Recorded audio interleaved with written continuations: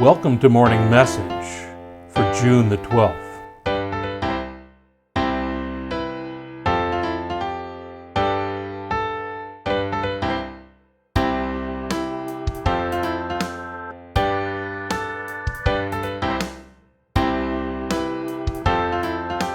One of my favorite memories of growing up with my parents and with my brother and my sister were the family picnics.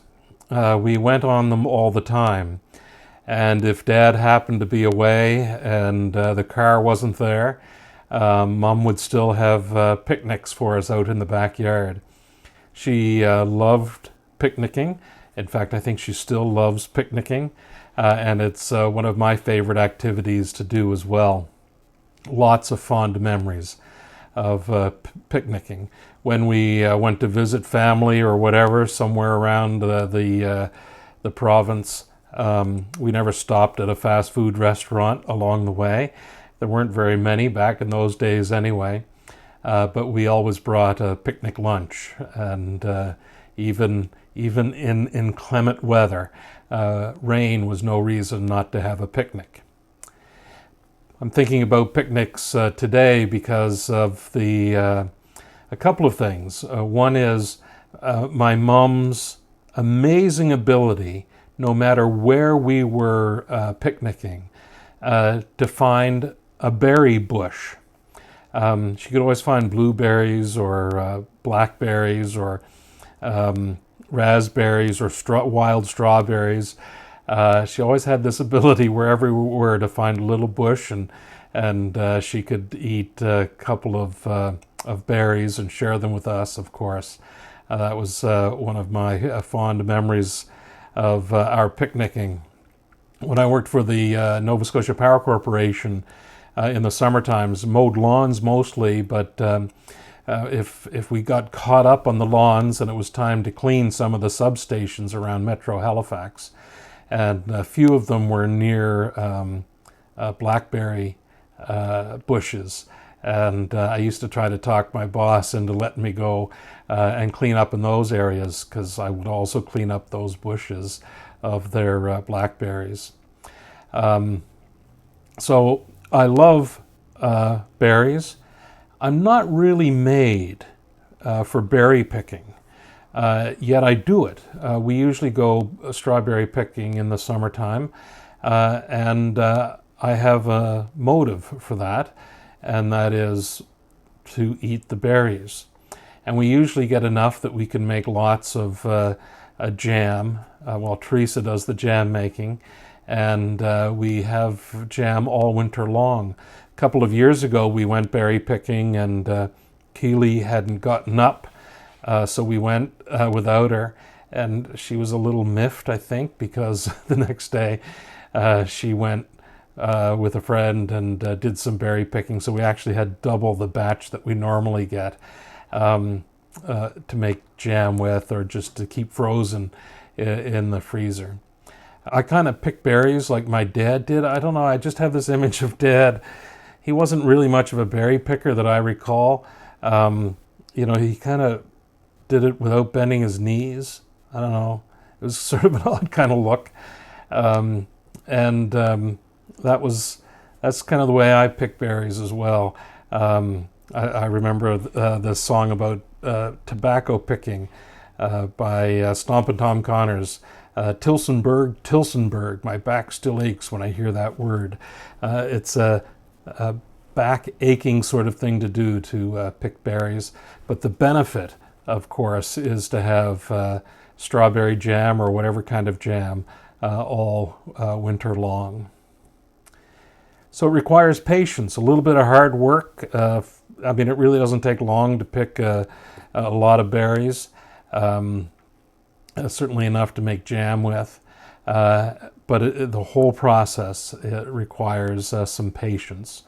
And it might be 6 months later when you get to open up another bottle of jam of something you picked last July.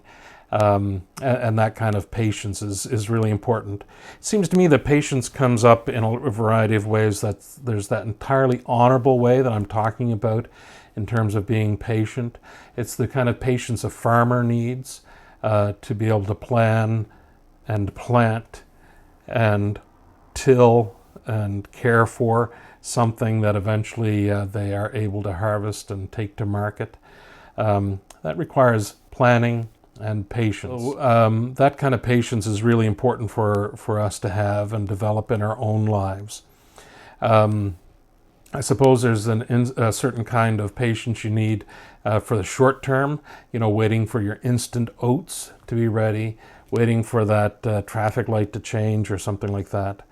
And there's the patience, especially during a pandemic, that we need to have with ourselves and with one another, to be generous and courteous and patient with people, to stand in long lineups, waiting to get into a grocery store or something like that requires patience. There is a line from one of the Eucharistic prayers that speaks in terms of, in the fullness of time, God sent Jesus Christ.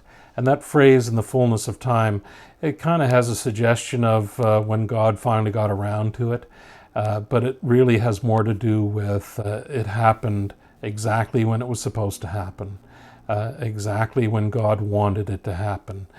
God sent his Son, Jesus Christ, to be the Savior of the world in the fullness of time when God wanted it to happen. So patience exists on a whole variety of levels, and that one about in the fullness of time speaks to our journey, our faith journey as well. Sure, it would be great to have all of the answers, to be able to immediately discern how God might want us to behave in a certain circumstance, but these things take time. We need to plant those seeds. I think some of those seeds for planting in terms of our spiritual journey are things like prayer and Bible study.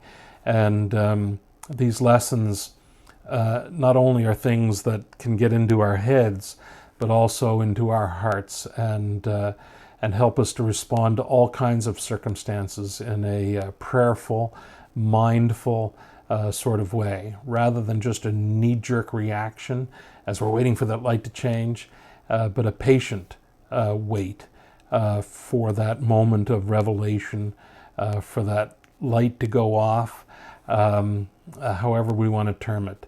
There is a sense of patience that we need to develop as well, and that's part of our spiritual journey. It's like planting a seed that later on we're going to harvest, or doing the work of picking berries and making jam so that someday in the midst of winter you have that taste of the summer fields and the strawberries.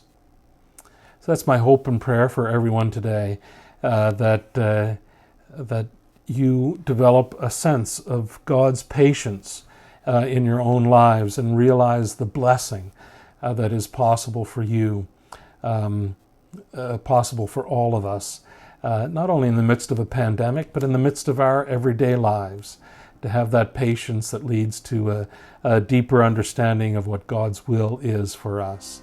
So may God continue to bless you. Amen.